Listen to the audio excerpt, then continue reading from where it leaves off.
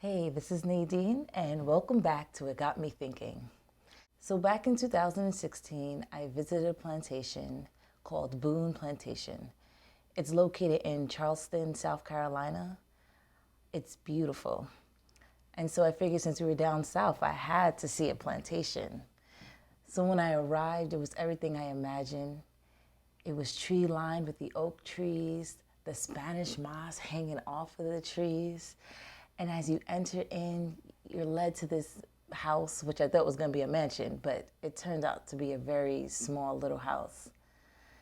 And it just was so beautiful. And I was just in awe by it, especially because I know how haunting it is of its past. And as I started the tour, we went on a tractor trailer to see the plantation, the land, learn about its history, what it's growing. I really just stopped and looked and thought about all the Africans that were enslaved during that period of time of slavery in America. And what really kept lingering to me the most was Harriet Tubman.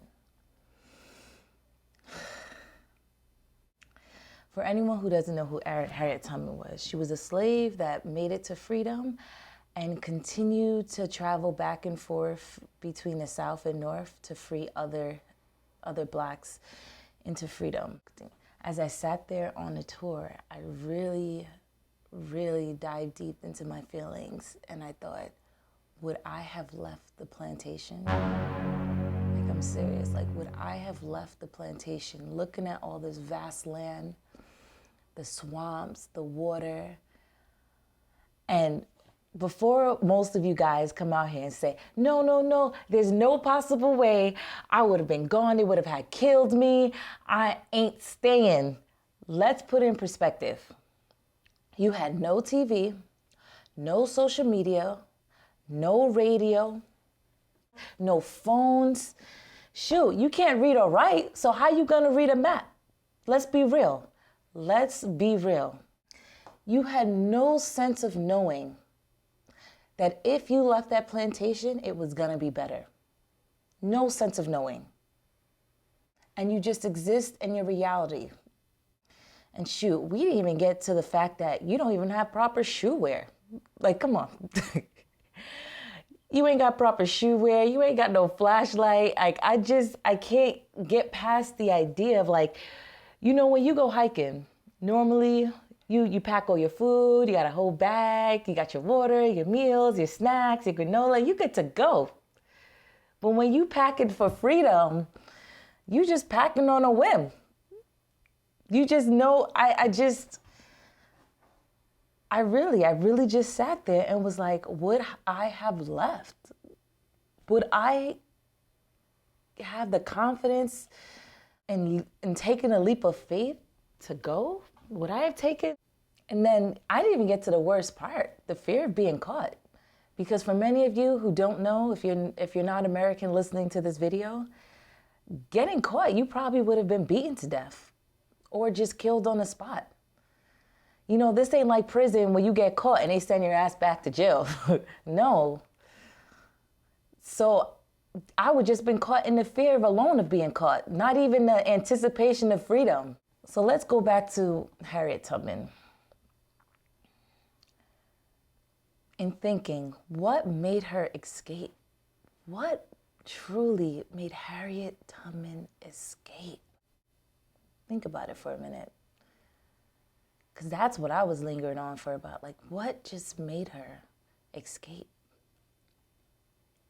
And then I realized she escaped her mental bondage first. Let me say that again. She escaped her mental bondage first. Because Harriet Tubman knew the truth. She knew this entire time she was always free. She was always free. She was not a slave. And all she wanted to do was share that freedom with all the other Black Americans that were enslaved in the system. And that, when I sit and linger on that, here she was in a reality, an awful reality. And she always knew she was free. And she just worked tirelessly. And she kept going, not once, multiple times, to guide people to that truth, to that freedom, as we all know, is the Underground Railroad.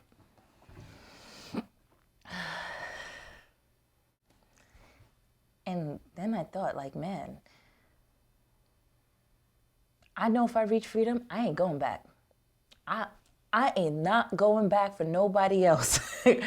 I ain't trying to make the trip multiple times, because to be free and to reach something you didn't even know was imaginable, that you just stepped out on faith, how did she even trust herself to know she would make it back multiple times?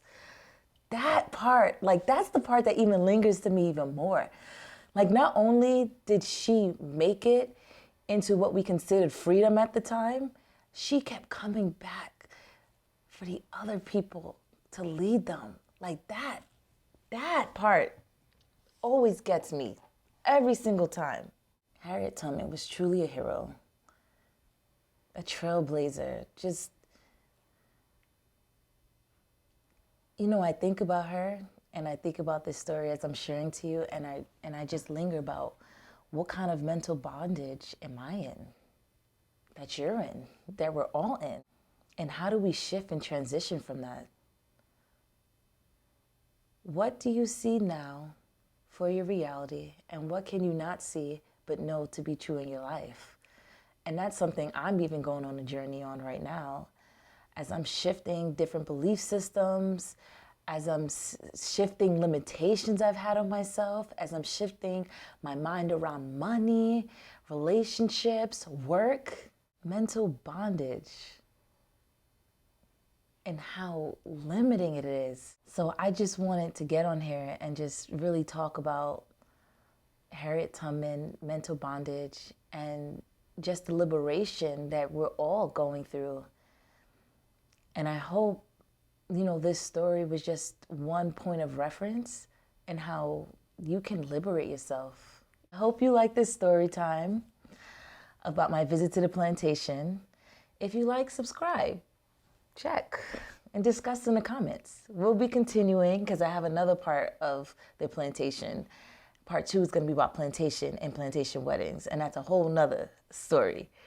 But thank you for joining me. I'm glad you were here. Bye.